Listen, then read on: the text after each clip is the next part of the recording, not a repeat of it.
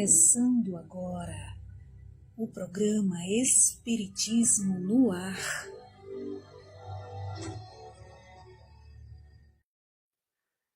Bom dia, o Espiritismo está no ar, estabelecendo a sintonia de vibrações de paz, luz, harmonia, com você que nos acompanha, com toda a sua família.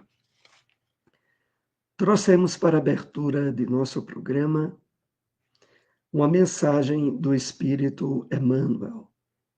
De ânimo forte é o título da mensagem. Ela está presente no livro Vinha de Luz. Separamos o trecho que nos chamou mais atenção. Emmanuel, através da psicografia abençoada de Francisco Cândido Xavier, nos diz: não faltam recursos de trabalho espiritual a todo irmão que deseje reerguer-se, aprimorar-se, elevar-se. Onde esteja a possibilidade de sermos úteis, avancemos de ânimo forte, para a frente, construindo o bem, ainda que defrontados pela ironia, pela frieza ou pela ingratidão. Porque, conforme a palavra iluminada do apóstolo dos gentios, Deus não nos deu o espírito de temor, mas de fortaleza, amor e moderação. Momento de reflexão.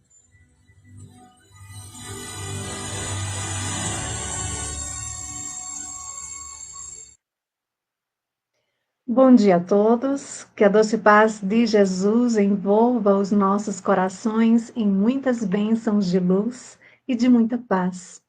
Vamos à mensagem intitulada O Espírita na Multidão. É uma mensagem ditada pelo Espírito Emmanuel no livro Paz e Renovação, psicografia de Chico Xavier. E assim ele nos convida a refletir. O espírita cristão, porque busca realmente compreender Jesus e raciocinar no Evangelho, é alguém sob regime de fiscalização permanente. Daí procedem as múltiplas contradições nas críticas que recebe. Habitualmente, se é generoso, a multidão em torno dirá dele. É gastador. Se economiza, é avarento. Se mantém a disciplina, é ditador. Se não observa condições e horário, é irresponsável. Se diligencia renovar as normas conhecidas, é revolucionário. Se conserva os padrões de hábito, é inerte. Se usa franqueza, é descaridoso. Se tolera, é hipócrita. Se brinca, é irreverente. Se chora, é obsesso. Se comunicativo, é insensato. Se discreto, é orgulhoso. Se estuda intensivamente, é afetado. Se estuda menos, é ignorante. Se colabora com afinco nas assistências sociais, é santarrão. Se coopera menos na beneficência de ordem material, é preguiçoso. Se revela ardente fervor nas convicções, é fanático. Se analisa como é necessário as instruções em andamento, é um séptico. Se trabalha com grande número de pessoas, é demagogo. Se trabalha em ambiente restrito, é insociável. Efetivamente, a multidão é nossa família e nada justificará qualquer propósito de nos distanciarmos dela, a pretexto de superioridade individual. Somos claramente chamados a servi-la. Com ela e por ela é que também nos despojaremos das imperfeições que nos marcam a vida. Ainda assim, conquanto amando-a e abençoando-a, não nos seria lícito esquecer que ela própria um dia preferiu Barrabás a Jesus, em lamentável engano. Atentos a isso, onde estiveres e como estiveres, coloca-te acima das opiniões humanas e serve a Jesus, servindo a multidão, ofertando à seara do bem o que fores e o que tiveres de melhor. Agenda.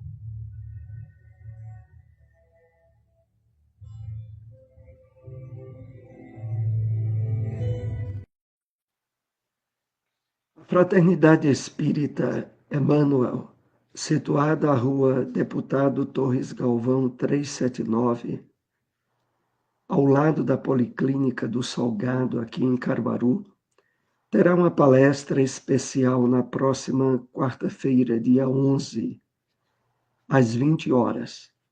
Será com Zé Araújo, de Blumenau, Santa Catarina, e ele abordará o tema Esquecimento do Passado e Nossas Novas Personalidades. Também na Fraternidade Espírita Bezerra de Menezes, localizado na rua Alcide Simeão de Azevedo, número 96, bairro das Rendeiras, Caruaru, terá palestra especial no próximo sábado, dia 14, às 7h30 da noite, com Zé Araújo, de Blumenau, Santa Catarina. Ele abordará o tema A Nova Identidade e Condicionamentos do Passado. Todos estão convidados. A SEEC, a Sociedade de Estudos Espíritas de Caruaru, situada na Avenida Leudo de Pontes Valença, 440, no bairro Cidade Jardim, aqui em Caruaru, também realizará, no dia 15 de junho, o seminário Identidade Eterna, com a participação de José Araújo, autor de livro com o mesmo título. O horário será das 9 da manhã às 17 horas. A entrada é franca, o local é na própria sede da SEEC. Telefone para maiores esclarecimentos, DDD 81 999650314, falar com Josemar Sabino. Todos estão convidados. O Evangelho segundo o Espiritismo.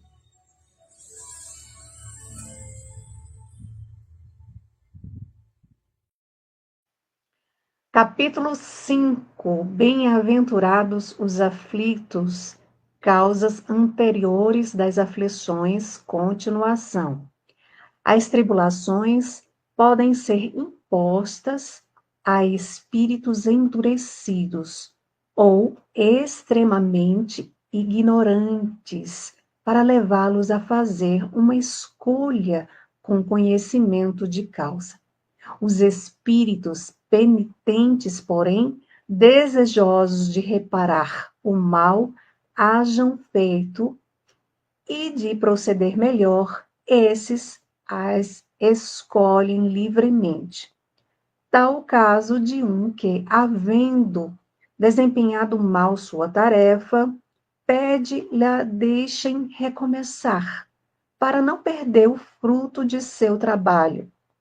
As tribulações, portanto, são ao mesmo tempo expiações do passado, que recebe nelas o merecido castigo, e as provas com relação ao futuro que elas preparam. Rendamos graças a Deus, que em sua bondade faculta ao homem reparar seus erros e não o condena irrevogavelmente por uma primeira falta.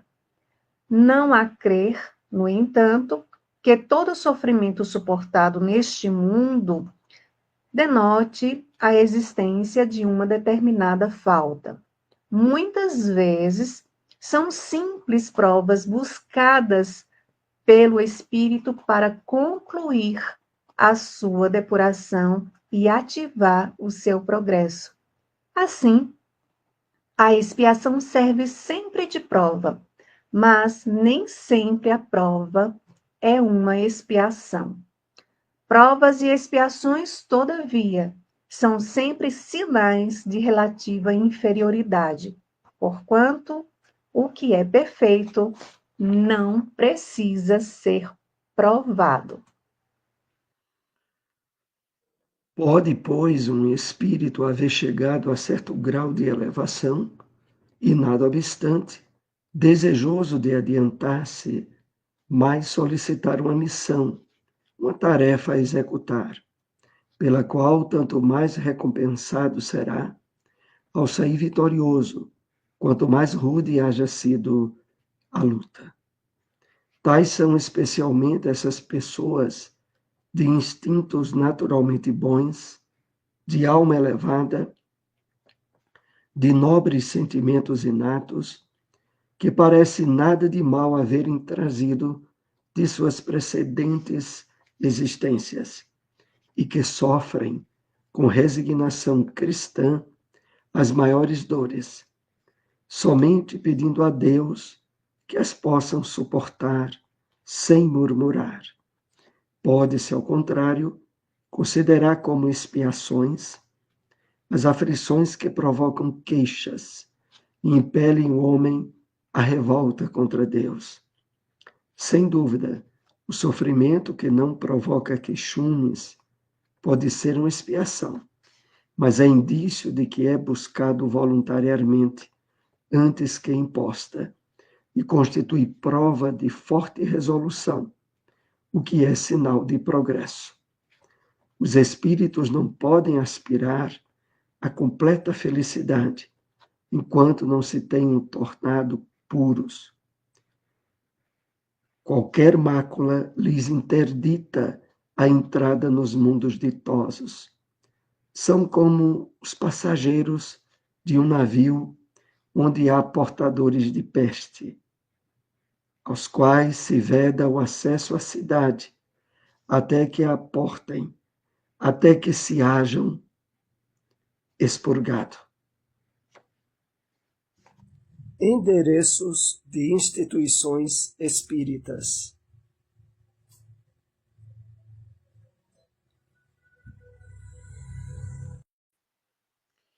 Centro Espírita Enviados de Jesus, localizado na rua João Pessoa, número 60, Centro, Gravatá. Reuniões públicas quartas e domingos, às 7h30 da noite.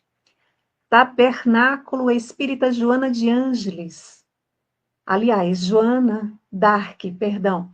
Localizado na rua Coronel Estevão Câmara, número 326, Centro, também em Gravatá. Reuniões públicas, terças, quintas e sábados, às 8h da noite. O Livro dos Espíritos.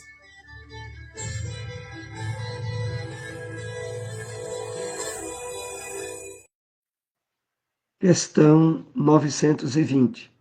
Pode o homem gozar de completa felicidade na Terra? Resposta dos Espíritos: não. Por isso que a vida lhe foi dada como prova ou expiação. Dele, porém, depende a suavização de seus males e o ser tão feliz quanto possível na terra. Espiritismo na Bíblia.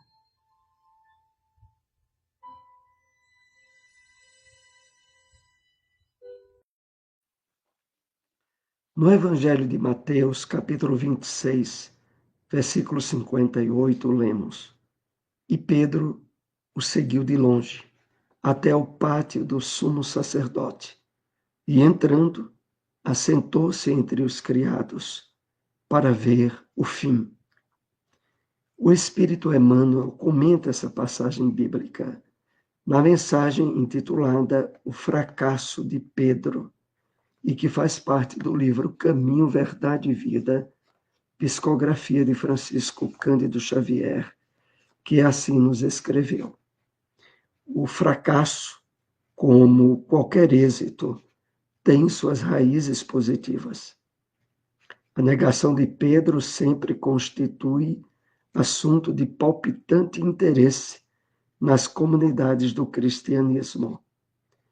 Enquadrar-se-ia a queda moral do generoso amigo do mestre num plano de fatalidade? Por que se negaria Pedro a cooperar com o Senhor em minutos tão difíceis?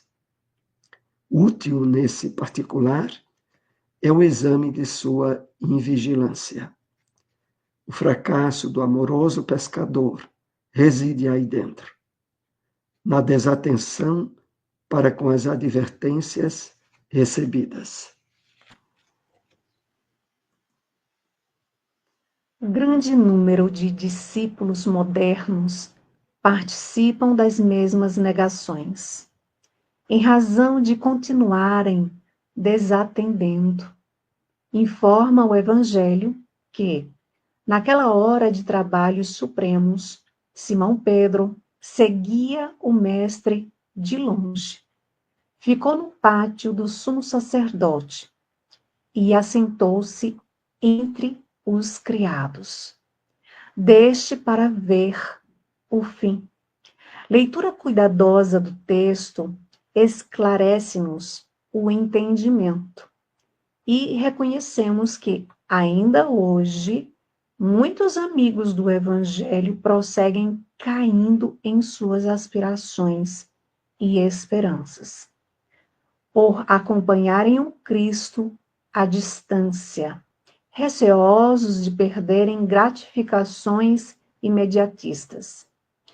Quando chamados a testemunhos importantes, demoram-se nas vizinhanças da arena de lutas redentoras, entre os servos das convenções utilitaristas, assentando binóculos de exame, a fim de observarem como será o fim dos serviços alheios.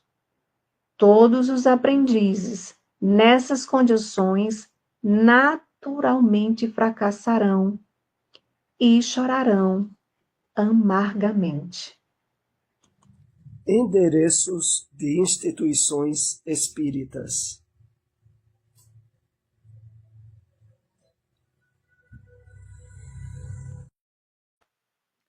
Aliança Espírita Irmã de Castro, Meimei, localizado na rua Frei Caneca, número 168, bairro Santa Luzia, Gravatá. Reuniões públicas quartas às 9 horas da manhã e aos sábados às 8 horas da noite. Casa Espírita Maria de Nazaré, localizada na Rua da Linha, número 36, área verde, também em Gravatá. Reuniões públicas, domingos, às 14h10 até às 15 horas. Aliás, até às 14h50. E de 15 horas às 16 horas. Todos estão convidados. Apresentação: Soares e Silmara.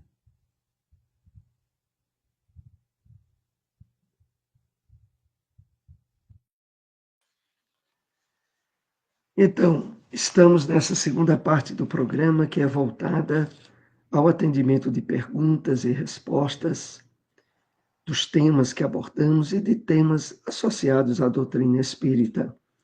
Para nós é muito importante a participação cada um que está nos acompanhando, porque assim podemos compartilhar, tirar dúvidas, ter, de algum modo, nossa participação na divulgação da nossa querida doutrina espírita.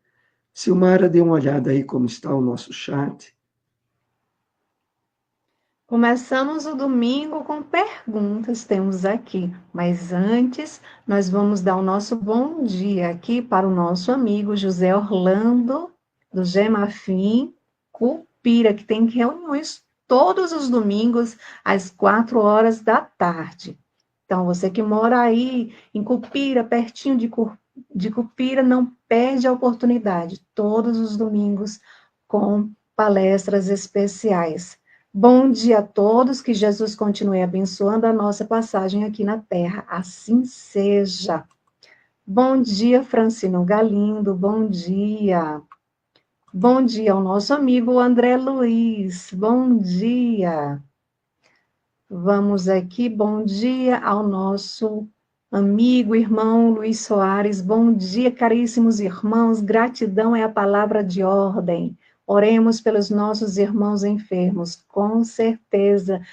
Um bom dia também para Veraci. Um abraço imenso para nosso irmão, viu, Luiz Soares? Bom dia aqui, a Rosilda Maria, bom dia. Olha quem está aqui, Soares. Bom dia, Elisângela. Bom dia, Elisângela. Elisângela que está no NEP ainda, continuou, está firme e forte lá com o Lorival. No NEP, hoje ainda tem um NEP, né? A visita à sinagoga, que Deus os abençoe, aproveitem esse domingo de conhecimento, de aprendizagem. Então, vamos aqui à pergunta de Francino. Primeira pergunta que ele faz aqui é: se tudo o que nos acontece é resultado de ações passadas, onde está o livre-arbítrio? Nós aprendemos com a doutrina espírita que o livre-arbítrio, a liberdade de escolhas, de agir, é pertinente a todos os espíritos, quer no plano físico, quer no plano espiritual. Então, nós, através, ao mesmo tempo, da justiça, do amor e da misericórdia de Deus, ao retornarmos ao plano material, temporariamente ficamos com a nossa memória de vidas passadas obliteradas, ou seja, sem termos acesso, normalmente. E isso nos faculta, em cada experiência nova, trabalharmos escolhas que vêm através do aprimoramento, do crescimento através da reencarnação, a que todos nós nos submetemos. De fato, nós, cada dia, temos a oportunidade de novas escolhas. Claro, há um impacto nas nossas experiências daquilo em que nos acompliciamos em vidas anteriores. Mas, por outro lado, temos, pelo esquecimento desse passado, a oportunidade de retificação. Então, centralizando bem, ou resumindo bem essa resposta, o livre-arbítrio nasce todos os dias. E, através da oportunidade renovada, podemos retificar, corrigir, superar questões que ficaram pendentes no nosso passado.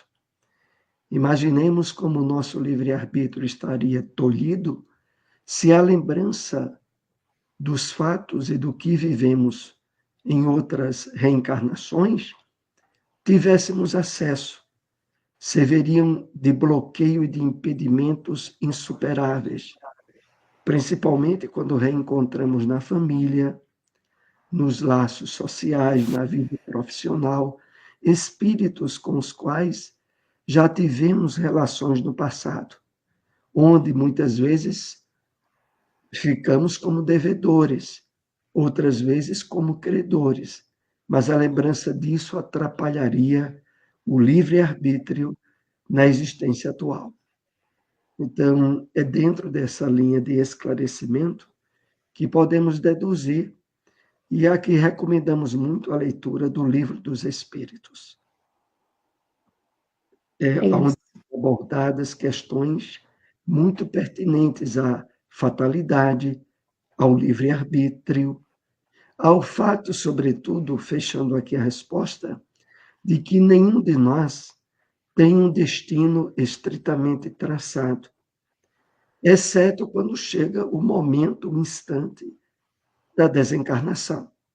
Mas tudo pode ser modificado e alterado através do livre-arbítrio, tal como nos é colocado no Livro dos Espíritos. Silmara, se quiser Isso aí. fazer um complemento, ou se não, dê uma olhada aí em mais alguma questão. Isso, exatamente aí. Você explicou muito bem, Soares. E tem uma questão que eu gosto muito dessa questão, e acredito que nós espíritas deveríamos estar mais atentos a ela, né, porque nós estamos num mundo de provas e expiações. Então, aqui a gente não está a passeio e a gente não vai encontrar, né, a felicidade plena, não vamos encontrar o céu, né, digamos assim. Há uma questão, a 132, que é essa que eu gosto muito, porque Kardec pergunta qual o objetivo da encarnação. Qual é o objetivo de nós estarmos aqui, da gente retornar, da gente reencarnar? E os benfeitores respondem, deixando muito claro: Deus impõe a encarnação com o objetivo de nos fazer chegar à perfeição, ou seja, à felicidade. Mas os espíritos também nos lembram que para isso é preciso sofrer todas as vicissitudes da existência corporal. Então é preciso passarmos por várias experiências. Se aqui voltamos é porque ainda temos um passado para ser corrigido. E ele vai ser corrigido a partir do momento que a gente vai fazendo novas escolhas que se aproximam das leis divinas, que é a verdadeira felicidade. Onde a gente encontra a verdadeira felicidade quando nós nos aproximamos dessa lei de amor. Não é? Mas Soares deixou muito claro a importância de nós voltarmos a nossa atenção para hoje. Deus é misericordioso e nos ama infinitamente, por isso ele nos dá o livre-arbítrio, para que possamos focar no dia de hoje. Hoje é o nosso melhor dia para a gente nos colocar em um novo olhar e tomar decisões mais alinhadas às leis divinas. Vamos aqui. Francino continua, viu, Soares? Ele Ótimo, diz vamos aí assim: para mais uma questão. Kardec alertou contra a cristalização da doutrina e afirmou que ela deveria se adaptar ao progresso da ciência. Estamos com a física, acho que é outra, né? É outra. Então, vamos Pronto, para essa então vamos anterior. para essa aqui. Kardec alertou contra a cristalização da doutrina e afirmou que ela deveria se adaptar ao progresso da ciência. O Espírito Emmanuel, numa obra que recomendamos muito, A Caminho da Luz, logo na apresentação do livro, ele define de forma magistral, em uma figura, como devemos perceber e entender a doutrina espírita. Um triângulo equilátero, onde os dois lados firmam os aspectos da ciência e da filosofia. E na base desse triângulo, o aspecto da religião. O Espiritismo é, ao mesmo tempo, a união da ciência, da filosofia e da religião. A ciência é um aspecto novo, porque, tal como diz no Evangelho segundo o Espiritismo, que é justamente a obra que tem um enfoque maior em Jesus e no Evangelho é colocado assim, logo no seu primeiro capítulo. O Espiritismo é a ciência nova, que vem mostrar aos homens, por meio de provas irrecusáveis, a origem e a natureza do mundo espiritual e as relações que existem entre o mundo físico e o mundo espiritual. Então, é a ciência nova, porque ela estabelece, a partir de fatos, as deduções que levam à filosofia e à religião na doutrina espírita. Então, nós somos esclarecidos por Emmanuel por estar trabalhando esses três aspectos. Por outro lado, em relação ao que a doutrina espírita ensina, ela teria que ter um caráter de revelação progressiva. É essa revelação progressiva que está tão unida ao progresso da ciência de uma forma geral. Porque o Espiritismo nos ensina que, à medida em que o homem progredir, amadurecer, tanto em termos intelectuais como em termos morais, ele passa a receber maiores luzes, maiores esclarecimentos das leis de Deus e da realidade do mundo espiritual. Então, esse caráter progressivo da doutrina espírita é um caráter ímpar, porque todas as doutrinas religiosas estão estabelecidas em livros e em dogmas parados no tempo, enquanto que a doutrina espírita tem esse caráter, essa abertura de estar atento aos progressos que o homem venha a realizar. Então, é nesse sentido que queríamos deixar bem esclarecido. Silmara tiver algum complemento, ou se não, vamos para outra questão que o Francino nos trouxe. Isso, vamos para outra agora. Estamos com a física quântica, tanto novas respostas. E o espiritismo ainda está com o magnetismo? Interessante o enfoque, porque, na verdade, como há pouco até citamos, o espiritismo está atento ao progresso do homem em todas as áreas. E o que hoje nós vemos na física quântica tem confirmado muitos aspectos revelados sobre o mundo espiritual na doutrina espírita. A física quântica chama de universos paralelos, aquilo que entendemos como sendo as realidades espirituais fora das dimensões propriamente físicas em que nos encontramos. Temos acompanhado, através do progresso da ciência, inclusive da física quântica, essa parceria com o espiritismo. Então, o espiritismo não ficou retido ao magnetismo e nem a nenhum outro aspecto doutrinário, porque, como frisamos, ele é aberto ao progresso, à revelação progressiva.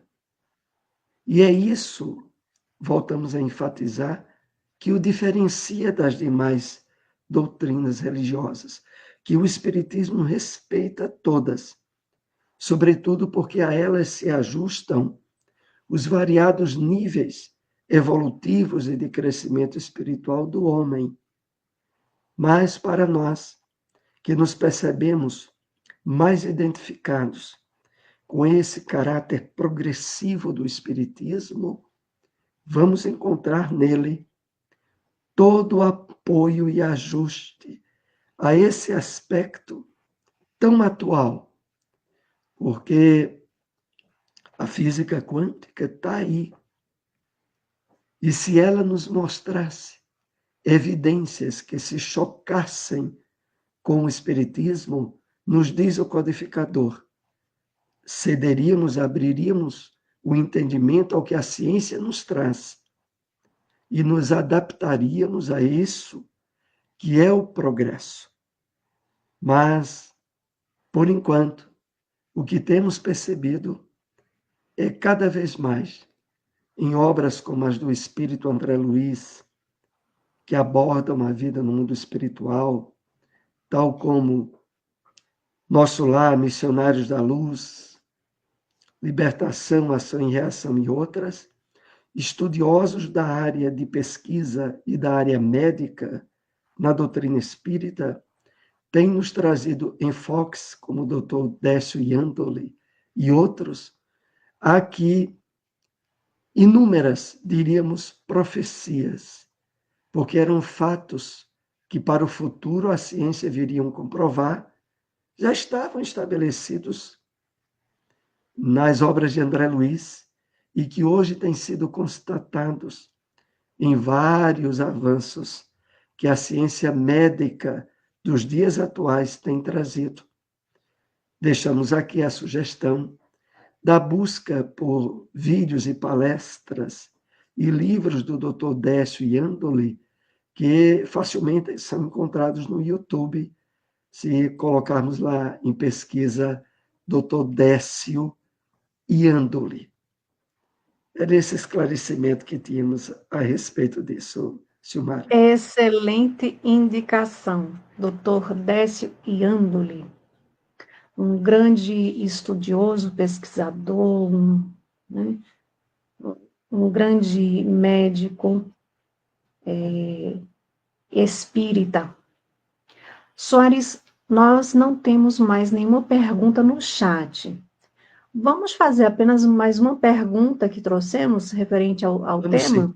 Haverá tempo só para uma questão mesmo. Veja aí a Isso. primeira questão que trouxemos.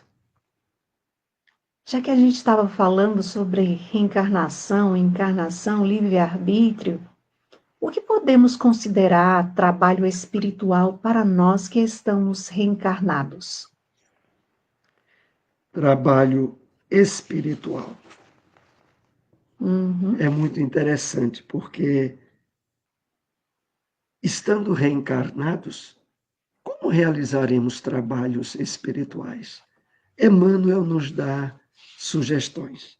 Primeiro, ele diz assim, que toda vez que nós nos aprimoramos, nos reerguemos, quando participamos de atividades do bem, ele deixa isso bem claro na mensagem de ânimo forte, que está no livro Vinha de Luz.